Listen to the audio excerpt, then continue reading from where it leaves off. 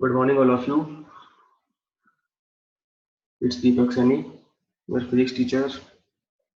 आज अपन स्टार्ट करते हैं numericals on Gauss law and electric field के सेकंड पार्ट की। अब देखिए, स्टार्ट करने से पहले फर्स्ट पार्ट आपने देख लिया होगा, उम्मीद करता हूँ। फर्स्ट पार्ट अगर समझ नहीं आया होगा तो उससे पहले आपने गॉस लॉ और उसके application electric field and Gauss law की जो थ्योरी क्लासेस थी वो आपने देख ली होंगी। तो अपन आगे बढ़ते हैं। अब देखिए, गॉस जो लॉ है अपने पास, ठीक है, गॉस लॉ का जो फॉर्मूला है, मैथमेटिकल जो एक्सप्रेशन है, phi is equal to summation q upon epsilon not है। ठीक है, what is the meaning of summation q? Summation q means total charge. Summation q means total charge enclosed in surface. ठीक है, पहली चीज तो अपन ने ये पढ़ी थी गॉस लॉ में। दूसरी चीज ये देखी थी अपन ने कि मेरे पास इलेक्ट्रिक फील्ड लाइन है यूनिफॉर्म, यहाँ पे मैंने कोई भी बॉडी रख दी तो इससे कितना फ्लक्स पास होगा? नेट फ्लक्स कितना होगा? जीरो। ये चीज अपन को, दो चीज अपन को ध्यान रखनी है। किसी भी बॉडी को अगर अपन ने इलेक्ट्रिक फील्ड में रख दिया, किसी बॉडी को अपन ने इलेक्ट्रिक फील्ड में रख दिया, बॉडी यूनिफॉर्म है, जैसे फॉर एग्जांपल सिलेंडर, क्यूब। तो इससे सिलेंडर एंड क्यूब तो अपने बेसिक एग्जांपल्स हैं 12th क्लास के लिए और आईटी और नीट के लिए भी। तो इनको अगर अपन कभी भी कहीं भी रख दें, नेट फ्लक्स जीरो होता है। ये अपन थ्योरी में अच्छे से डिस्कस कर चुके हैं कैसे जीरो होता है। अब देखिए, अब अपन ने तीन केसेस लिए, ठीक है, case first, case second and case third. तीनों हेमिस्फीयर है, सेंटर है, इसकी रेडियस आर एज्यूम कर रखी है अपन ने। रेडियस कितनी है इनकी? आर। तीनों की रेडियस सेम है, सेम। अब देखिए, इस फर्स्ट वाले केस के अंदर मैंने अंदर की तरफ इस सेंटर पे चार्ज रखी, ठीक है। इस सेकंड वाले केस में मैंने इसकी सरफेस पे चार्ज रखा और थर्ड वाले में मैंने थोड़ा सा बाहर रख दिया चार्ज। ठीक है, तीन केसेस हैं, ठीक है। अब स्टार्ट करते हैं तीनों केसेस में क्या क्या डिफरेंस होगा। फर्स्ट केस में चार्ज कहाँ रखा हुआ है? यानी केस फर्स्ट में चार्ज रखा हुआ है जस्ट इनसाइड। ठीक है, अब इनसाइड रखा हुआ है, सरफेस के अंदर आ रहा है, तो फ्लक्स कितना हो गया? इससे पास होने वाले, इससे पूरे सरफेस में चार्ज कितना है? क्यू। तो Q upon epsilon not. Equation number 1, simple question हो गया मेरा, कोई प्रॉब्लम नहीं। ठीक है, फिर मैं बात करता हूँ थर्ड पार्ट की। सेकंड पार्ट की बात बाद में करेंगे। थर्ड पार्ट में चार्ज कहाँ रखा हुआ है? बाहर। क्या सरफेस से कोई चार्ज पास हो रहा है? सॉरी, सरफेस के अंदर कोई भी चार्ज अंदर नहीं है। चार्ज नहीं है तो फ्लक्स भी नहीं होगा, नहीं, फ्लक्स जीरो होगा। अब मैं बात करता हूँ थर्ड वाले में। थर्ड वाले केस में यहाँ पे चार्ज कहाँ रखा हुआ है? सेकंड वाले केस, थर्ड वाले केस में लिख देते हैं अपन जस्ट आउटसाइड। ठीक है, सेकंड वाला जो केस है उसमें चार्ज कहाँ रखा हुआ है? At surface. अब एट सरफेस रखा हो, गॉस लॉ को कभी भी लगाना हो, गॉस लॉ कभी भी लगाना हो, एक चीज का ध्यान रखना है, अगर चार्ज कर्व नहीं है, क्लोज्ड नहीं है, कवर्ड नहीं है, तो आप वहां पे चार्ज को कवर करेंगे। जैसे मान लो एक कटोरी है, क्या है ये? कटोरी। अब देखिए, एक कटोरी ऊपर, ठीक है, एक कटोरी ऊपर, यहाँ पे चार्ज के सेंटर पे यहाँ पे रखा हुआ है, तो मैंने एक कटोरी और लगा दी। कटोरी मतलब हेमी स्फीयर, ठीक है। अब चार्ज मेरा एनक्लोज हो गया, सिमेट्रिक बॉडी लगानी है, ठीक है, जैसा दे रखा है वैसे ही। वैसे मान लो क्यूब दिया हुआ तो मैं क्यूब लगा रहा, ठीक है। आधा स्क्वायर दे रखा है तो मैं आधा स्क्वायर और लगा दिया। अब इन दोनों की वजह से फ्लक्स कितना हुआ? क्यू अपॉन एप्सिलॉन नॉट, क्योंकि चार्ज तो क्यू ही है, चार्ज तो कितना है? Capital Q. अब इन दोनों की वजह से मेरे को केवल ऊपर वाले की वजह से चाहिए, इन दोनों की वजह से क्यू अपॉन एप्सिलॉन नॉट है, तो ऊपर वाले की वजह से कितना होगा? एक की वजह से क्यू अपॉन 2 एप्सिलॉन नॉट। ठीक है, सेकेंड वाले केस में चार्ज सरफेस पे रखा हुआ है। सरफेस पे रखा हुआ मतलब बाहर से दिख रहा है, दिख रहा है तो उसको कवर करना। कवर करने के लिए आधी कटोरी लगी हुई थी, नीचे से मैं आधी कटोरी और लगा दी, आधा गोला और लगा दी, कवर हो गया चार्ज। तो इस पूरे गोले के लिए चार्ज कितना हुआ? क्यू। Q, right. फ्लक्स कितना हुआ? Q upon epsilon. ठीक है, ये गोला किससे बना है? दो आधे आधे गोलों से बना है, इन दो आधे आधे हेमिस्फीयर से बना हुआ है, तो दोनों के लिए मिला के क्यू अपॉन एप्सिलॉन नॉट है, तो एक के लिए कितना होगा? Q upon 2 epsilon not. ये 3 एग्जाम्पल है हेमिस्फीयर से रिलेटेड। इसमें फर्स्ट में चार्ज अंदर रखा हुआ था, थर्ड में चार्ज जस्ट बाहर रखा हुआ था, और सेकंड वाले केस में चार्ज कहाँ रखा हुआ है, सरफेस के ऊपर। ठीक है, नेक्स्ट क्वेश्चन बहुत ही ये मतलब बहुत ही स्टैंडर्ड क्वेश्चन है, हर एग्जाम में आएगा क्वेश्चन। ठीक है, कुछ समझने के लिए थोड़ा लॉजिकल कॉन्सेप्ट अपन को लगाना पड़ेगा।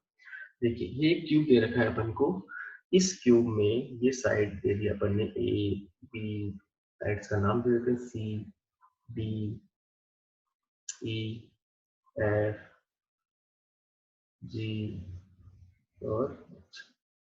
ठीक है, ये आपका जी पॉइंट है।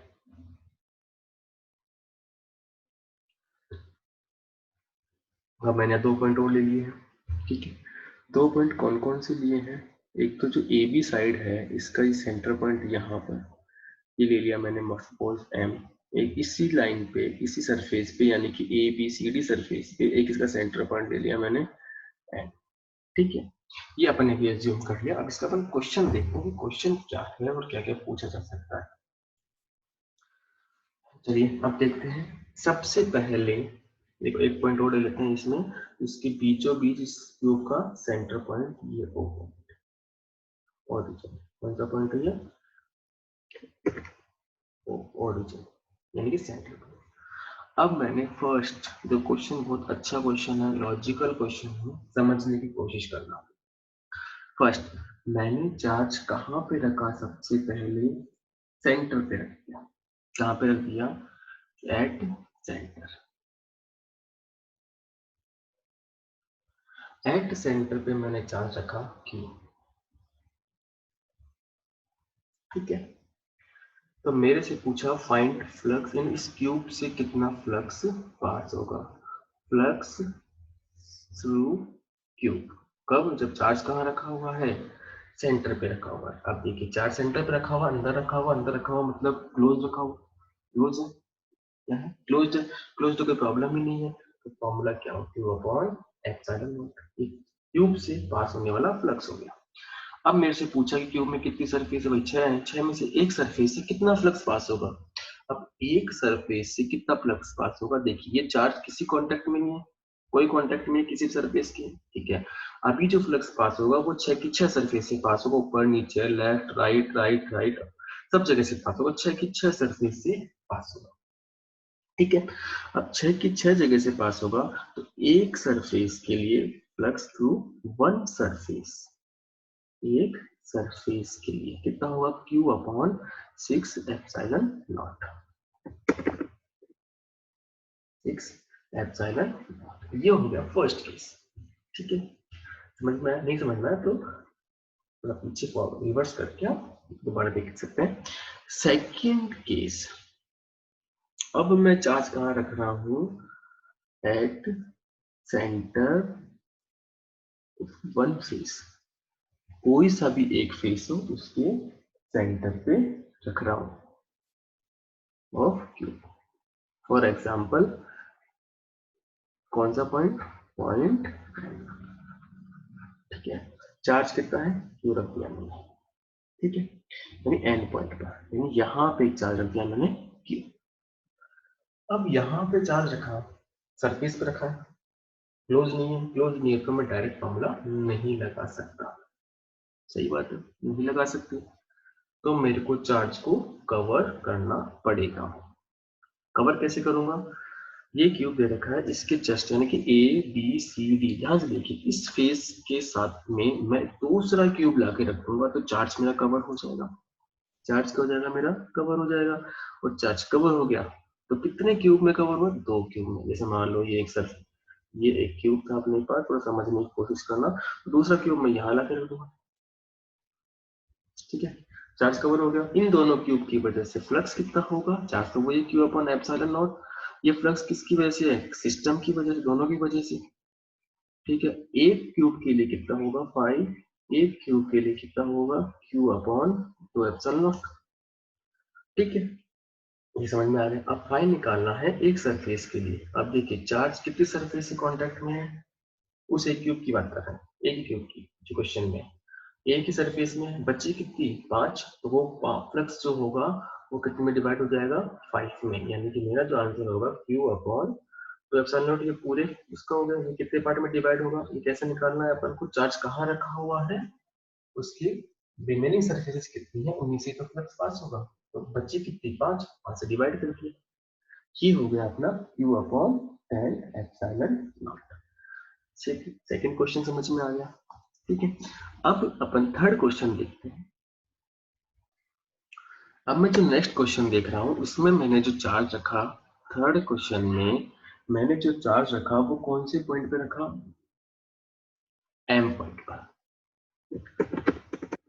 थर्ड क्वेश्चन है, चार्ज कहाँ रखा मैंने, at M point. At M point में मैंने चार्ज रखा क्यू। ये एम पॉइंट क्या है, एज, एज पे कहीं पे भी रख दिया अपन ने, ठीक है, कोई प्रॉब्लम इसमें, यानी कि चार्ज कहाँ पे रखा मैंने, एज पे, एज ऑफ द क्यूब, ठीक है। अब मेरे को क्या करना है, एज पे रख दिया, बाहर रखा तो मेरे को फ्लक्स लगाना है, फ्लक्स मैं लगा नहीं सकता क्योंकि चार्ज बाहर रखा हुआ है, तो चार्ज को क्लोज करना पड़ेगा, क्लोज करना पड़ेगा क्यों, क्योंकि फ्लक्स का गॉस लॉ की जो लिमिटेशन थी वो अपन को फुलफिल करनी पड़ेगी, ठीक है।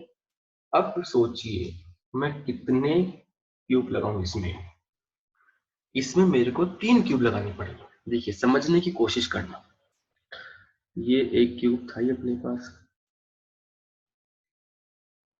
ठीक है, एक क्यूब मान लीजिए ये मेरा एम पॉइंट यहाँ पर रखा, सपोज ये मेरा एम पॉइंट है, ठीक है, तो एक क्यूब तो मैं इसके इधर लगाऊंगा,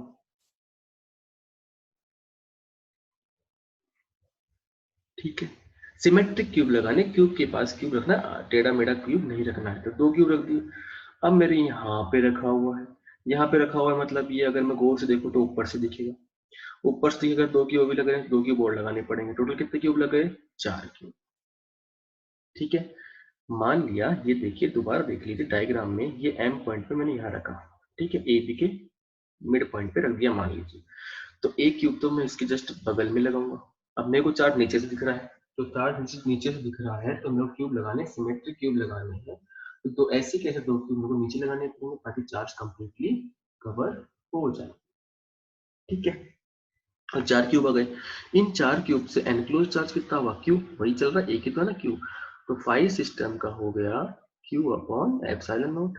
अब ये 4 सिर्फ क्यूब का है, तो एक क्यूब का निकालना है अपन को, तो एक क्यूब का निकालने के लिए क्यू अपॉन कितना, 4 एप्सिलॉन नॉट, सिंपल। अब ये चार्ज कितनी सरफेसेस से कांटेक्ट में है, 2 सरफेस से कांटेक्ट में है, डायग्राम में देखिए ए बी जी एच से कांटेक्ट में है और एक ए बी सी डी से कांटेक्ट में, रिमेनिंग से ही तो मेरा इलेक्ट्रिक फील्ड लाइंस पास होंगी 4, ठीक है। तो एक ये जो 4 एप्सिलॉन नॉट है ये क्यूब का है, इस क्यूब में ये कितने जा रही है, 4 से, 4 सर्किल से जा रही है ना, तो मैं किससे डिवाइड कर दूंगा, 4 से, तो ये एक सर्किल का आ जाएगा, Q upon 16 epsilon not answer. ये अपना थर्ड टाइप का क्वेश्चन हो गया है, समझ में आया, ठीक है, नहीं समझ में आया दोबारा रिपीट करके देख सकते हैं, बहुत अच्छा क्वेश्चन है। अब इसका जो नेक्स्ट पार्ट है, वो फोर्थ पार्ट, कहाँ पे मैं चार्ट रख सकता हूँ, ठीक है, कहाँ रख सकता हूँ मैं, कॉर्नर पे, कहाँ पे रख सकता हूँ, कॉर्नर पे, यानी फोर्थ पॉइंट जो होगा मेरा कॉर्नर, किसी भी कॉर्नर पे रख सकते हो, ए बी सी डी, ठीक है, कोई भी कॉर्नर आप ले सकते हैं, ठीक है। अब कॉर्नर लेंगे अगर अपन, अब मान लीजिए मैं कॉर्नर लेता हूँ, कोई सा भी एक कॉर्नर ले लिया मैंने ए, ठीक है, इस ए कॉर्नर पे मैंने चार्ज रख दिया, ठीक है। अभी तो डायग्राम में देखिए, कोई सा भी कॉर्नर ले सकते हैं, देखिए सपोज मैंने चार्ज यहाँ रख दिया, ठीक है, चार्ज दिखना नहीं चाहिए मेरे को, इस क्यूब के ऊपर मैंने एक और क्यूब रखा, 2 क्यूब, अब मैं इधर से देख रहा हूँ तो मेरे को दिखे, तो 2 क्यूब मैंने यहाँ लगा दिए, एक क्यूब यहाँ लगा चुका हूँ, 2 क्यूब यहाँ लगा दिए, 2 नंबर 3 नंबर, अब ये 4 क्यूब बन गए ऐसे। अब मैं सामने देख रहा हूँ तो चार्ज दिख रहा है, तो कितने क्यूब और लगे, सिमेट्रिक लगाने हैं तो चार्ज पहले से लग रहे हैं, ऐसे कैसा सिस्टम और लगाना पड़ेगा, तो टोटल कितने क्यूब हो गए, 8 क्यूब, तो कितने क्यूब टोटल, 8 क्यूब्स, ठीक है।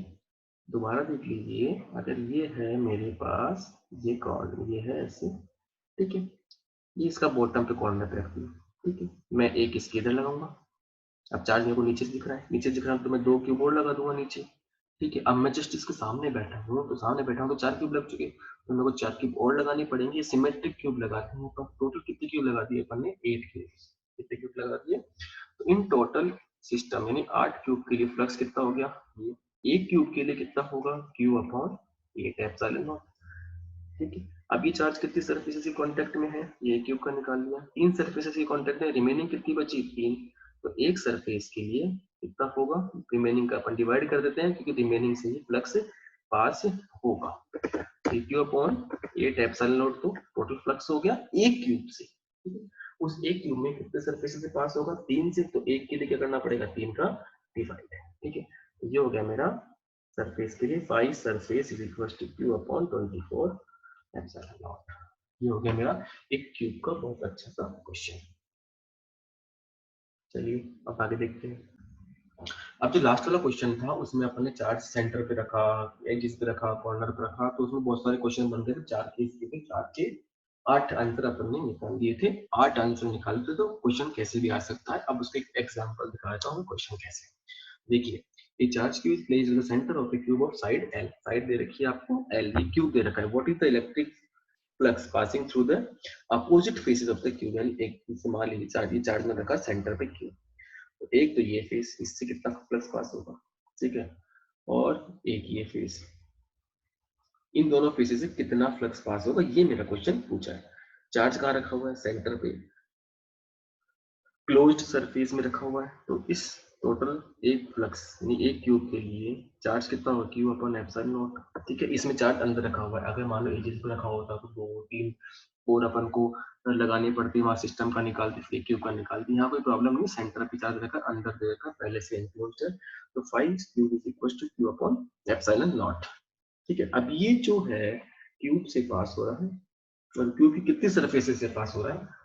6 सरफेस से पास हो रहा है, क्योंकि चार्ज किसी भी सरफेस से कांटेक्ट में नहीं है, ये सेंटर में रखा हुआ है। जैसे मान लो कमरा अपना कमरे का सेंटर है, ठीक है, पंखा में लगा रखा है, पंखे के जस्ट नीचे वहां रखा हुआ है, तो किसी सरफेस से कांटेक्ट में नहीं है। अब नहीं है तो एक सरफेस के लिए कितना होगा? यानी ये जो फ्लक्स है q upon epsilon not 6 surfaces से पास हो रहा है, तो अगर एक सरफेस का निकालना तो 6 का डिवाइड कर देंगे। Pi upon epsilon not 6 surface से पास हो रहा है, एक का निकालना तो 6 का डिवाइड कर दिया, तो कितना होगा? Q upon 6 epsilon not. ये मेरा क्वेश्चन। ठीक है। लेकिन इसने पूछा कि दो अपोजिट फेसेस से कितना फ्लक्स पास हो रहा है। एक से कितना हो रहा है? Pi, sorry, q upon 6 epsilon naught, यही पास हो रहा है। अगर मेरे को दो सरफेस के लिए चाहिए, according to question, for two surfaces q upon 6 epsilon not, एक सरफेस के लिए इनटू 2, तो कितना आ गया? Q upon 3 epsilon not answer. अब देखो, ये आंसर क्वेश्चन कर लिया। ऐसे जो अपन ने पहले वाला जो कॉन्सेप्ट समझा क्यूब वाला, उसमें बहुत सारे क्वेश्चन बन रहे थे, तो उसका वैरायटी मैंने ये करवा दी है। ऐसे क्वेश्चन बन के अपने पास आएंगे, इसमें कोई टेंशन वाली बात नहीं है, ये अपन आराम से कर सकते हैं। अब आगे देखते हैं नेक्स्ट क्वेश्चन। ये भी स्टैंडर्ड क्वेश्चन है, बहुत अच्छा क्वेश्चन है, एनसीईआरटी में भी है, अपने आईडीबीएससी बोर्ड्स में भी है, और कई कंपटीशन एग्जाम में घुमा घुमा के ऐसे क्वेश्चन पूछे गए हैं। अब देखिए इस कोई क्वेश्चंस में, ठीक है, अब क्वेश्चन ध्यान से पढ़िए। ठीक है, आपको दिया हुआ इलेक्ट्रिक फील्ड ई एक्स, यानी एक्स एक्सिस पे इलेक्ट्रिक फील्ड लग रही है ई एक्स एल्फा एक्स की पावर हाफ, यानी एक्स चेंज होगा तो इलेक्ट्रिक फील्ड भी चेंज होगी, ये कहने का मतलब है। यानी वेरिएबल इलेक्ट्रिक फील्ड का क्वेश्चन आ चुका है। अभी तक इलेक्ट्रिक फील्ड हर जगह कांस्टेंट चल रही थी, E Y zero, Z zero. यानी इस क्वेश्चन में इलेक्ट्रिक फील्ड कहाँ लग रही है? ओनली एक्स एक्सिस पे लग रही है, और डिस्टेंस पे डिपेंड कर रही है। आपको क्यू दे रखा है साइड ऑफ ए, कितना? 0.1 मीटर। अब डायग्राम में देखिए क्यूब रखा हुआ है, एक्स वाई जेड एक्सिस देखिए, इस क्यूब की साइड्स कितनी है? ए, और ये सेंटर से कितने डिस्टेंस पे रखा हुआ है? ए डिस्टेंस पे ही रखा हुआ है। अब इससे कितना फ्लक्स क्या होगा? पास होगा, ये मेरा क्वेश्चन है। ठीक है, क्या निकालना है? फाइंड फ्लक्स थ्रू क्यूब, ये निकालना है अपन को। ठीक है। अब देखिए, फ्लक्स निकालना है, इलेक्ट्रिक फील्ड चार्ज रखा हुआ होता तो कोई प्रॉब्लम नहीं थी। यहाँ इलेक्ट्रिक फील्ड है, इलेक्ट्रिक फील्ड है, एरिया है। अब सबके एरिया निकालो, एरिया के साथ थीटा निकालो, और सबको ऐड कर दो, ये स्केलर क्वांटिटी है। अब देखिए यहाँ पे इसके अंदर ध्यान से समझना, मैंने नेमिंग कर दी A B C D E F G और ये एच। ठीक है, मेरे पास कितनी सरफेसेस हैं वो सब आपको दिख रही हैं। ठीक है, 6 सरफेस है, इन 6 का अलग अलग मैं फ्लक्स निकालूंगा और सबको ऐड कर दूंगा। ठीक है, देखिए क्वेश्चन में चाहूँ छोटा भी कर सकता हूँ, बट मैं तुम्हें डिटेल में समझा रहा हूँ। ठीक है, सबसे पहले अपन बात करते हैं फाई कौन सी सरफेस की, ए डी जी एफ। अभी अपन करके आए थे एरिया निकालने वाला। ठीक है, ई ए कॉस थीटा, किसके लिए, ए डी जी एफ के लिए। ए डी जी एफ के लिए एरिया कहाँ होगा, बाहर की तरफ, बाहर की तरफ मतलब जेड पे। इलेक्ट्रिक फील्ड कहाँ जा रही है, एक्स एक्सिस पे। ठीक है, दोनों के बीच में एंगल कितना हुआ 90, cos 90 कितना होता है 0। तो फ्लक्स कितना हो गया ए डी जी एफ के लिए 0। ठीक है, सिमिलरली इसके जस्ट बैक साइड में देखिए फाइव बी सी ई और एच। ठीक है, इसके लिए ई ए कॉस थीटा। ठीक है, थीटा कैसे होगा, देखिए जैसे ए डी जी एफ के लिए एरिया जेड एक्सिस पे आ रहा था, वैसे उस पे किस पे आएगा, माइनस जेड पे। अब एक्स और माइनस जेड वही सेम बात है, देखिए ऐसे, ये एक्स है, माइनस जेड कहाँ जा रहा है, अंदर की तरफ, दोनों के बीच में एंगल कितना हो गया 90। तो इसमें भी cos 90 0, खत्म ये भी। ठीक है, इससे फर्स्ट वाला की समझ में आ गया, ये ऐसे था, इसका एरिया बाहर था, ये एक्स था, ये दिखने में ऐसे दिख रहा 90 डिग्री नहीं है, लेकिन ये जेड एक्सिस से परपेंडिकुलर बाहर निकल रहा है। तो थीटा कितना हो गया एक्स और जेड में 90 डिग्री। देखिए नहीं आता, एक चीज और देखिए, एक्स वाई जेड होते हैं, तो X Y Z axis X Y एक दूसरे के परपेंडिकुलर है, वाई जेड एक दूसरे के परपेंडिकुलर, और जेड एक्स भी क्या है, एक दूसरे के परपेंडिकुलर। ये चीज आपको बेसिक पता है, सेम चीज मैंने यहाँ लगाई है, एक्स और जेड के बीच में, चाहे वो जेड प्लस में हो चाहे वो जेड माइनस में हो। ठीक है, चलिए अब आगे बात करते हैं अपन, अब कौन सी सरफेस है, फाई। ये लेते हैं अपन ऊपर वाली ए बी सी डी वाली। ठीक है, A B C D surface के लिए ई ए कॉस थीटा। इसके लिए ऊपर वाली जो सरफेस है, ऊपर वाली जो सरफेस होगी उसके लिए, जैसे मान लो मैं यहाँ बनाया तो ऊपर वाली सरफेस का डायग्राम जैसे, तो एरिया ऊपर वाई एक्सिस पे, इलेक्ट्रिक फील्ड इधर लग रही है एक्स एक्सिस पर, थीटा कितना हो गया 90, cos 90 0, तो फ्लक्स 0। अब बचा कौन सा, इसके जस्ट एबीसीडी वाला जस्ट नीचे वाला, मतलब एच ई एफ जी।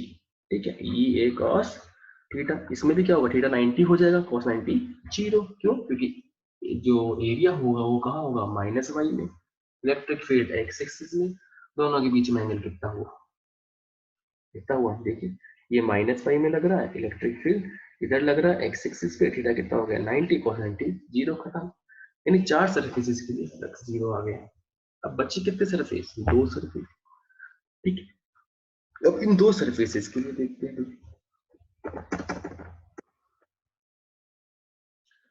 2 सरफेसेस में पहले कौन सरफेस लेते हैं वो आप नीचे है, फिफ्थ सरफेस है, मैं ले रहा हूं phi D C E F, E A cos theta. अब देखिए डायग्राम में देखिए, इलेक्ट्रिक फील्ड में इधर होगी, एरिया भी इधर होगा, थीटा 0, cos 0 कितना होता है 1, तो ई ए कॉस 0, तो कितना हो गया ई, कितना हो गया ई ए।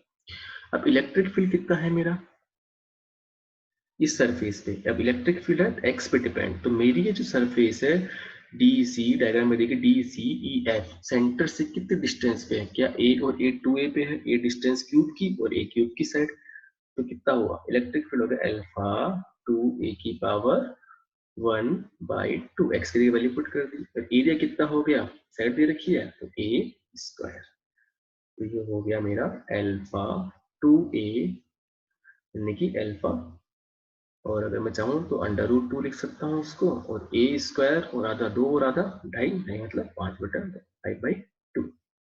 इक्वेशन नंबर 1 डाल दी इसको मैंने। ठीक है, अब मैं लास्ट और सिक्स सरफेस की बात करता हूँ, कौन सरफेस की बात करता हूँ मैं, सिक्स सरफेस, और सिक्स सरफेस कौन सी है अपनी, ए बी जी एच। ठीक है, इसके लिए ई ए कॉस थीटा। ठीक है, अब इलेक्ट्रिक फील्ड कितना है इस सरफेसेस के लिए, ए बी जी एच, कितने डिस्टेंस पे, ए डिस्टेंस पे ही है सेंटर से कितने डिस्टेंस पे, देखो ये surface A B H G, ये कितने डिस्टेंस पे, ए डिस्टेंस पे, जबकि ये बी सी ई और एफ कितने डिस्टेंस पे, ए और ए 2 ए डिस्टेंस पे। ठीक है, तो इलेक्ट्रिक फील्ड कितना हो गया मेरा, अल्फा ए की पावर 1/2 और एरिया कितना होगा ए स्क्वायर, थीटा कितना होगा cos 180। दो कैसे, इससे क्यूब के लिए सरफेस से परपेंडिकुलर आउटवर्ड्स होगा मतलब एरिया, क्योंकि मैं पहले डिसाइड कर चुका हूँ इस क्वेश्चन के अंदर कि एरिया परपेंडिकुलर आउटवर्ड्स लिया है मैंने सब जगह, तो मैं हर जगह आउटवर्ड्स लूंगा। एरिया इधर हो गया, इलेक्ट्रिक फील्ड कहाँ जा रही है इधर, थीटा कितना हो गया 180 डिग्री। डायग्राम अच्छे से देखिए, थीटा 180 cos 180। अब cos 180 की वैल्यू अब याद नहीं है तो आपको याद रखनी है, ए की पावर आधा और 2 5/2 माइनस, ठीक है, इक्वेशन नंबर 2 ये हो गया माइनस अल्फा ए की पावर 5/2।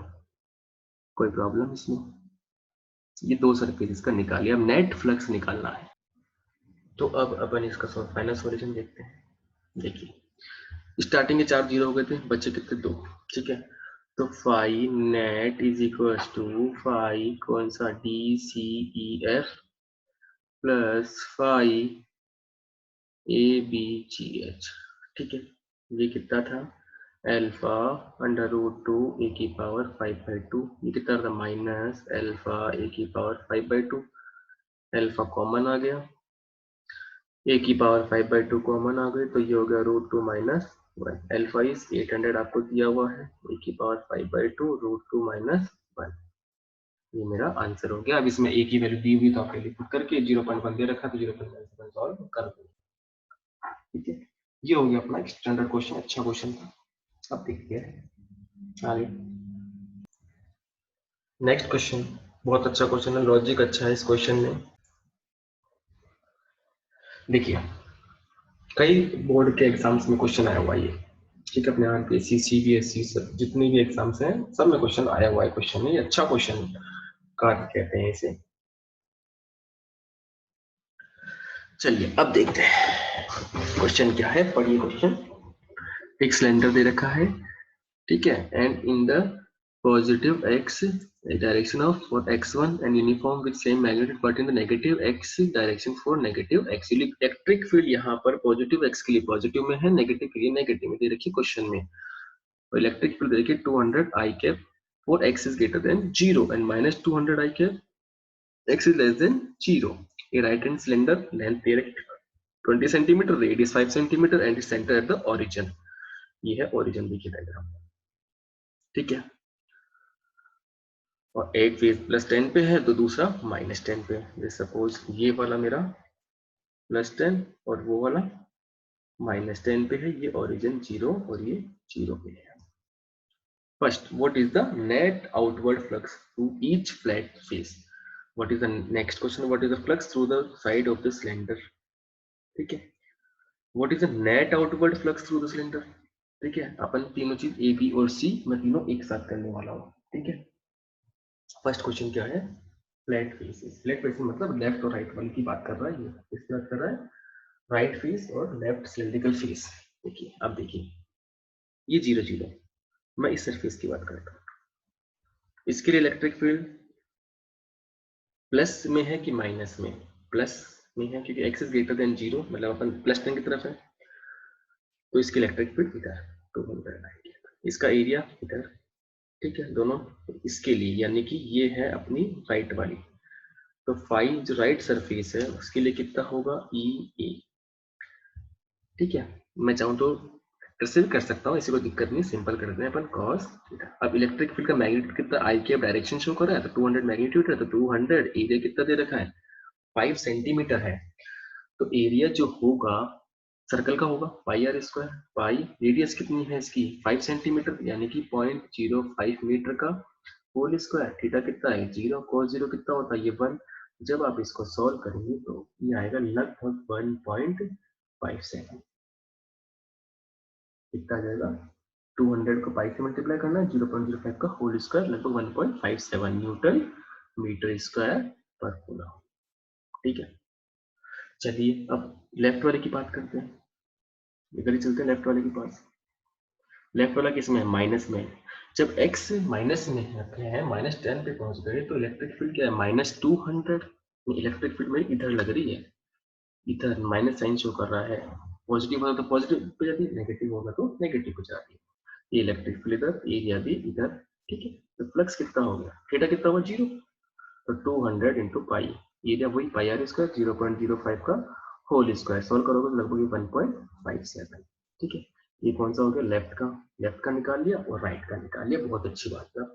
अब बात करते हैं अपन टॉप सर्फेसिस की, ठीक है। जो कर्व सरफेस है, कर्व सरफेस के लिए इलेक्ट्रिक फील्ड सपोज इधर है, इसका एरिया कितना हो गया, ऊपर।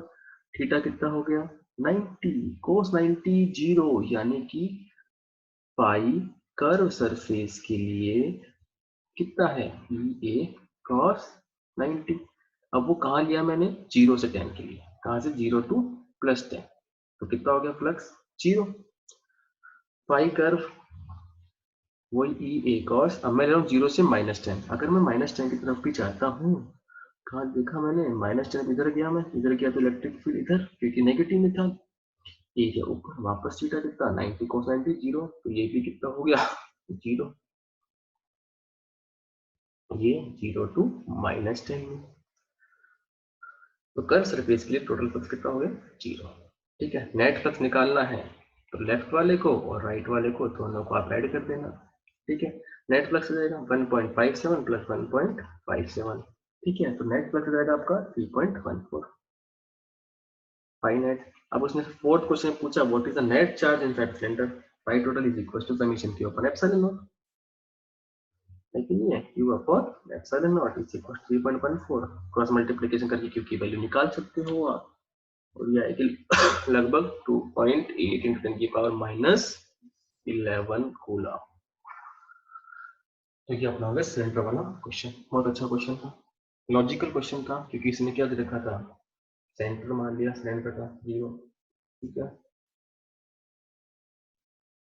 0 मान लिया सेंटर पे, ठीक है। तो लेफ्ट में 0 से 10 तक इलेक्ट्रिक फील्ड अलग है, लेफ्ट राइट में अलग, राइट में जाते हैं तो प्लस में है, लेफ्ट में जाते हैं तो माइनस में। तो इलेक्ट्रिक फील्ड अपन को उसके अकॉर्डिंग लेनी है, प्लस है तो बाहर, माइनस की तरफ, -x एक्सिस पे जा रहा था, ठीक है। एक क्वेश्चन और देखते हैं। एक क्वेश्चन है अपने आरपीएससी की बुक में है कि एक सिलेंडर है, इस सिलेंडर को मैंने यूनिफॉर्म इलेक्ट्रिक फील्ड में रख दिया, कहाँ पे रख दिया उसको मैंने, यूनिफॉर्म इलेक्ट्रिक फील्ड में रख दिया, ठीक है। तो इससे कितना फ्लक्स पास होगा, उसमें कुछ क्वेश्चन दे रखा है कि नेट जो फ्लक्स होगा वो कितना होगा, 0 होगा, ये उसने पहले ही दे दिया क्वेश्चन के लिए, ठीक है। प्रूव करने वाला क्वेश्चन हो गया। तो मैं इस क्वेश्चन को देख रहे हैं, तो हम देखिए, ये इलेक्ट्रिक फील्ड लग रहा है अपना इधर, ठीक है, ऐसे ऐसे। अब समझना क्वेश्चन, इस सरफेस के लिए इलेक्ट्रिक फील्ड इधर, इसके लिए एरिया इधर, थीटा 0, यानी phi is equal to E A cos 0 बन हो गया, ठीक है। इस सरफेस के लिए इलेक्ट्रिक फील्ड तो इधर ही तो रहेगा, एरिया कहाँ रहेगा, उधर। थीटा कितना, 180, cos 180 कितना होता है, -1। शॉर्ट में समझना, तो फ्लक्स कितना आ गया, माइनस ही, ठीक है। कर्व के लिए एरिया ऊपर, इलेक्ट्रिक फील्ड इधर जा ही रहा है आपका, थीटा कितना हो गया, 90, cos 90 0, ये फ्लक्स कितना हो गया, 0। अब देखिए, एक ये है, एक 0 है, और एक कितना है, माइनस ही है। इसको इन तीनों को ऐड कर देंगे तो मेरा आंसर कितना जाएगा, 0, ठीक है। तो ये हो गया अपने कॉस लॉ और इलेक्ट्रिक फील्ड से क्वेश्चन, अच्छे क्वेश्चन है, आप अपने बच्चे आपके पास जो भी बुक हो, बोर्ड लेवल के आप सारे क्वेश्चन सॉल्व कर सकते हैं। Thank you.